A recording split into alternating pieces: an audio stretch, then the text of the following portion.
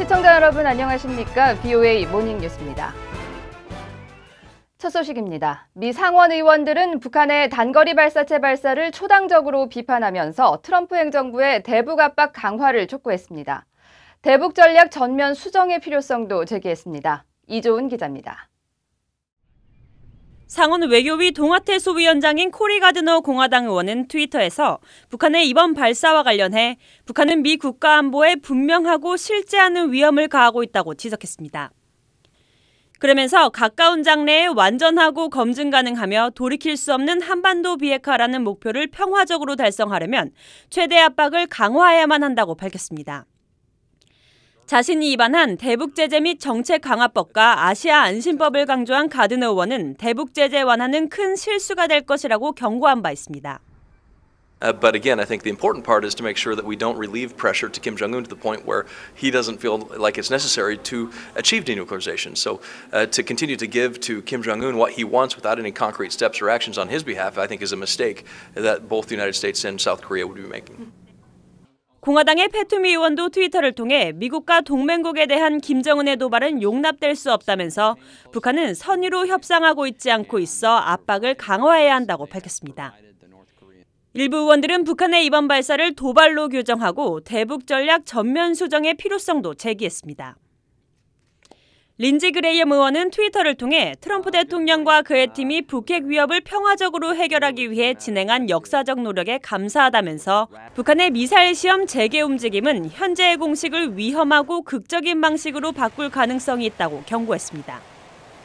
공화당의 벤사스 의원은 성명을 통해 이번 김정은의 도발은 러시아 푸틴 대통령과 정상회담 이후 이뤄진 것이라며 두 살인적인 폭군은 평화와 안정에 관심이 없다고 비난했습니다. 상원 외교위 동아태 소위 민주당 간사인 에드워드 마키 의원도 트위터에서 이번 미사일 시험은 북한이 핵무기와 운반 수단을 갖고 있다는 사실을 상기시켜준다고 지적했습니다. 그러면서 김정은 정권은 조속히 미국과의 실무 협상에 복귀해야 하며 북한이 계속 위험으로 남아있는 상황에서 우리는 압박을 유지해야 한다고 강조했습니다. BOA 뉴스 이조은입니다. 유엔 인권이사회가 오는 9일 북한 인권 상황을 집중 심의합니다. 인권이사회는 북한의 인권 실태를 인터넷 생중계를 통해 공론화하는 것에 큰 의미를 부여했습니다. 함지아 기자가 보도합니다. 유엔 인권이사회는 오는 9일 북한의 인권 상황을 심의하는 보편적 정례 검토 UPR이 인터넷으로 생중계된다고 밝혔습니다. 북한에 대한 심의는 이번이 세 번째로 2014년 이후 5년 만입니다. UPR은 회원국들이 수검국의 인권 개선 여부를 지속적으로 감시하는 중요한 과정이라고 유엔은 설명했습니다. It's an incredibly important opportunity to spotlight human rights situations in these countries, to encourage states to do more to advance human rights. 특히 북한 등 모든 수검국의 심의를 생중계하는 것은 투명성을 높이면서 압박과 관심을 촉구하겠다는 취지입니다. 이번 북한에 관한 UPR은 에리트리아와 피지, 스페인이 간사국을 맡고 북한에선 한태성 제네바 주재 북한 대표부 대사와 평양에서 파견된 관리 등이 참석합니다. 유엔 인권 최고 대표 사무소는 앞서 보고서에서 북한이 국제인권기구들과 제대로 협력하지 않는 문제, 성분차별과 강제노역, 표현과 이동의 자유 침해 등 다양하고 포괄적인 인권 유린 문제들을 지적했습니다. 북한은 지난 2014년 2차 UPR 심의에서 권고한 268건 중 83건을 거부했고 113건은 수용, 나머지에 대해선 불투명한 입장을 보였습니다. 하지만 북한은 수용을 약속한 권고안 대부분을 이행하지 않았다고 국제인권단체들은 비난했습니다. 북한은 지난 UPR 심의에서 북한에는 정치범 수용소가 없으며 주민들의 기본적인 권리도 철저히 보장하고 있다고 주장했습니다. BOA 뉴스 함지아입니다. 북한이 쏜 발사체와 관련해 과거 6자 회담 당사국들은 온도차를 보이면서도 대체적으로 차분한 반응을 내놓고 있습니다. 이번에 발사한 무기가 단거리인 만큼 과거 장거리 미사일 발사 때와 같은 강경 대응은 나오지 않았다는 분석입니다. 오택성 기자입니다. 북한이 단거리 발사체를 쌓아올린 다음 날 트럼프 대통령은 트위터에 김 위원장은 내가 그와 함께 있다는 것을 알고 있다고 글을 올렸습니다. 폼페이오 장관도 잇따른 언론 인터뷰에서 북한이 중장거리나 대륙간 탄도미사일을 발사한 게 아니라며 여전히 협상 의사가 있음을 분명히 했습니다. We know that they were relatively short range. And beyond that, we know they weren't intercontinental ballistic missiles either.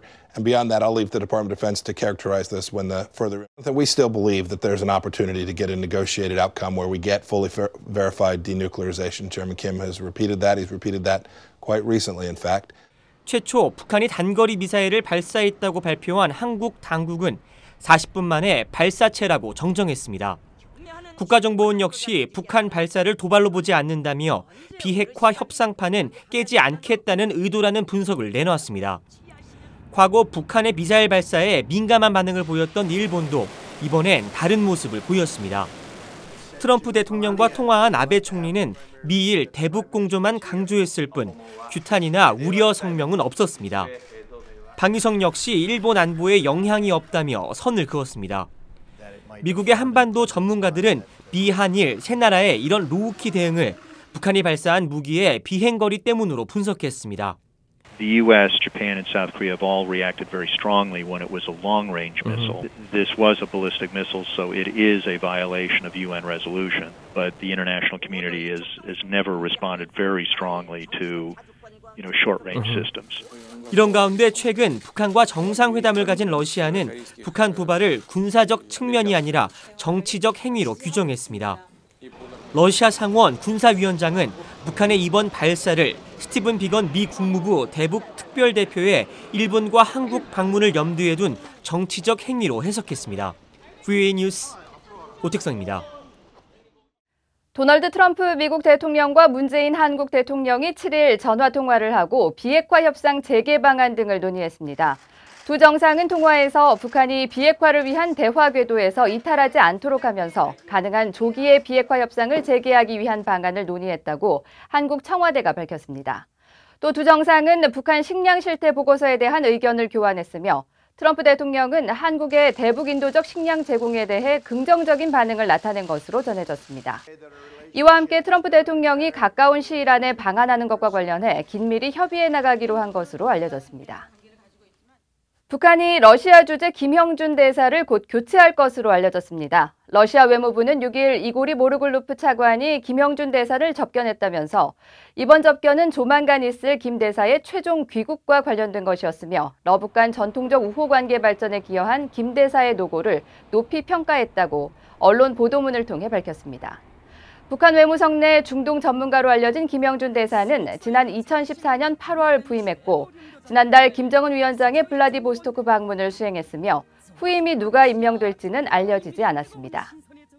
중국 선양 근처에서 탈북자 7명이 공안에 체포돼 강제 북송될 위기에 놓였다는 대북 인권단체 주장과 관련해 선양 주재 한국 총영사관 측은 이들의 소재를 파악하지 못한 상태라고 밝혔다고 한국연합뉴스가 보도했습니다.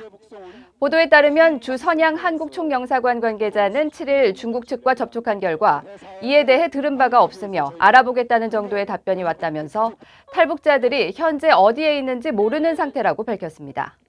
또 이 관계자는 탈북자 문제는 베이징 주재 대사관에서 다양한 중국 측 당국자들을 접촉하고 있다고 말했으며 중국 측에서는 체포 여부 등 사실관계를 확인해주지 않는 상황인 것으로 알려졌다고 연합뉴스는 보도했습니다. 앞서 대북 인권단체들은 9살 최모양 등 탈북자 7명이 선양 외곽 지역에서 공안에 체포돼 강제 북송 위기라며 이를 막아달라고 한국, 중국 정부 측에 호소하고 있습니다. 미 국무부가 북한의 잔혹한 인권 유린 실태를 지속적으로 조명해온 탈북민과 인권단체들의 노력을 인정한다고 밝혔습니다. 국무부는 6일 워싱턴 DC에서 열린 북한 자유주간을 회고하는 성명을 통해 북한 정권은 수십 년 동안 자국민의 인권과 자유를 지독하게 침해해왔다면서 이같이 전했습니다. 국무부는 이어 북한은 여전히 10만 명이 넘는 정치범을 수용소에 가두고 있다면서 이런 압제를 탈출하려다 잡히면 고문이나 죽임을 당한다고 지적하면서 국무부는 앞으로도 계속 국제단체들과 함께 북한 인권에 대한 관심을 제고할 것이라고 밝혔습니다. 이상으로 VOA 모닝뉴스를 마칩니다. 시청해주신 여러분 고맙습니다.